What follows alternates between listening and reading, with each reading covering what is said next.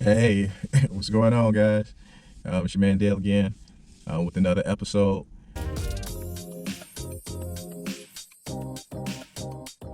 Just sitting out here, Belle Isle, and I was thinking another mistake that people make, and they kind of look at it like, man, it's kind of guaranteed income, is like the Section 8 program. Now, don't get me wrong, the Section 8 program is good. Probably the majority of people that are on it are good people. But those probably like the couple that I had probably isn't like a good representation of like all of them that are out there, but I'm just going to tell you like my experience with it. There was one property that I had. It was my very first encounter with Section 8. What happened was there was this girl who contacted me, and she was like, "Oh, do you accept neighborhood legal services?" I'm like, "Neighborhood legal service?" I'm like, "What the hell is neighborhood legal?" So she kind of explained it to me. So I'm like, all right, it don't sound too bad. I guess I'll go ahead and do it. So this lady comes in, find out she was in a homeless shelter. That's something that people do to get that assistance, because there's usually like a waiting list, for those vouchers or whatever. So people go stay in a homeless shelter so that they can get jump the books, if you will. So this was the case with her, and what ended up happening was, I'm getting my payments or whatever, things going good.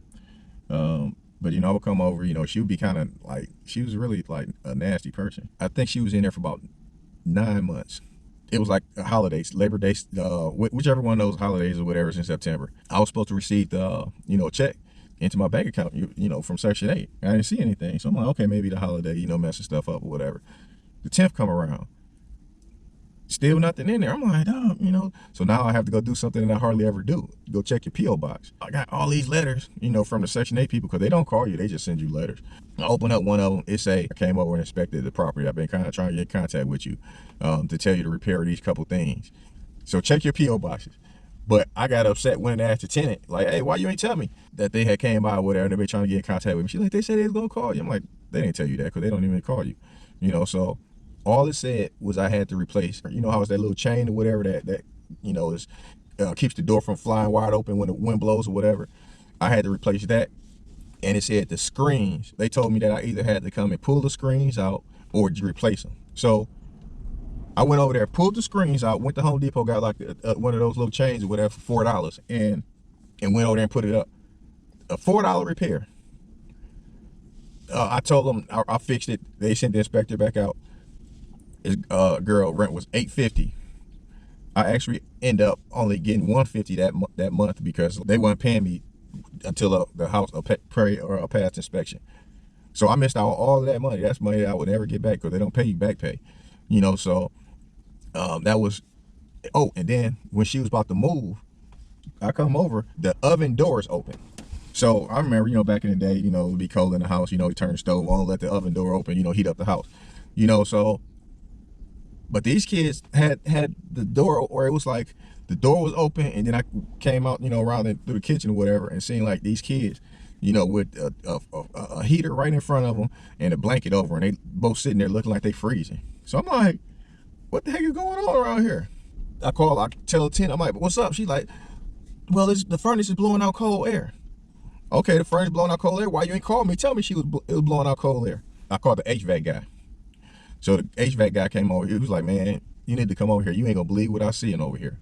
And it just so happened to be the same day that the inspector was coming over. I come over there with the inspector. We both get there at the same time. So we walk in together. Like, hey, I gotta go talk to the furnace guy. I come down there in the basement. Her plumbing had been backed up for the past 2 months. So now just imagine this. Just imagine somebody just constantly flushing the toilet. Imagine how many times you do number two or whatever. You know what I'm saying? How many times you do that, in the course of a day, a course of a week, plus all of those kids, people that's in your house. All of this stuff was all on the basement floor. This was all on the base. This is how the basement floor looked. Imagine like tissue, and man, it was just nasty. So an inspector was there. And the inspector was like, man, I know you ain't know it looked like this. I'm like, man, this the first time I'm seeing it. I'm like, my plumber or my furnace guy just called me over here, and we just, I just met you over here. He was like, man, you know what? I got tenants too, and I know how they are. He was like, man, I'm just go ahead and unpass you.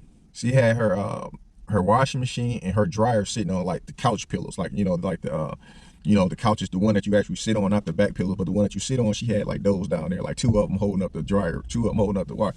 So it was like she knew it was flooded down there. Instead of her calling me, she just was like, whatever, forget his stuff, So that was one incident with Section 8.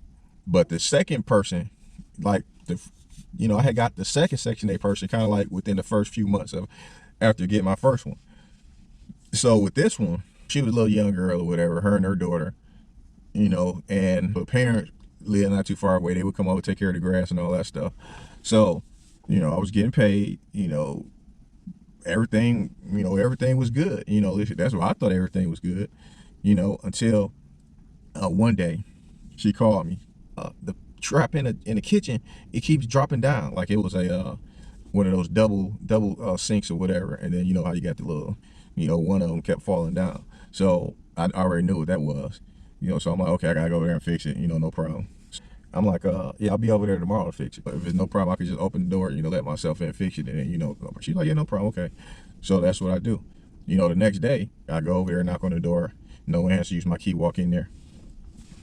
Man, it was clothes everywhere, all on the floor. The blunt wrap, as soon as you open the door, like you pushing alongside beer cans and blunt wrappers. Then you going into the kitchen, it's just like a smell of just like a person just fry bacon every day, like. And then when they ain't frying bacon, they frying chicken. They just like, they just like frying. Their whole house just smell like fry, And then you come in there and it's like, oh yeah, you definitely been frying because it's all over the walls, So all of this stuff is splattered all along the walls, and the reason the sink was stopped up was because of like all that grease and stuff she kept pouring in there. That was one incident. So in the other incident, she calls me. She's like, hey, I got to break the lease.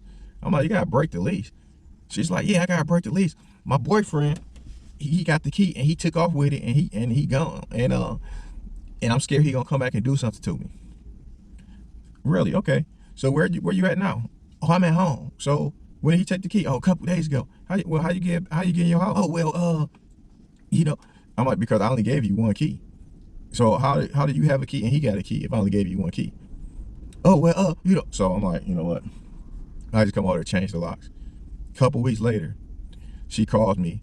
Well, he just about to get out of jail and he know where I live, so I need to move. All right, whatever. Just go ahead and move. So those are the two situations that I had with Section 8. Now, I just had two bad experiences, but I know someone that's been on Section 8, and they've been on Section 8 about 15 plus years. They stay in the same house for 15 plus years, and they take care of this house just like it's theirs. You had like 5 properties like that, Section 8 properties. The tenant take care of them like it's theirs. You had like 5 of those. You set, so she was one of those, and those are Section 8. So, but the difference between the two groups is the ones that I dealt with was 23 and below. And with her, it was probably like 40 something, 45 and above. So if I was to start doing the Section 8 thing again, I would actually, go with older people. I would try that out, because the first ones, I picked my second one up with, and I only had a few months of experience. So I didn't, so I just told you how both of those played out. Those were, year-long leases, both of them. And don't just think that, oh, Section 8 is some easy money.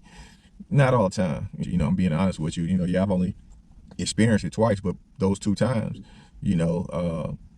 kind of went the same way. So I'm not just throwing a whole system away. I will just try, something a little different this time. Hopefully you guys just learn something from my mistakes, that'll help you like not make those same ones. So until the next one, you guys take care.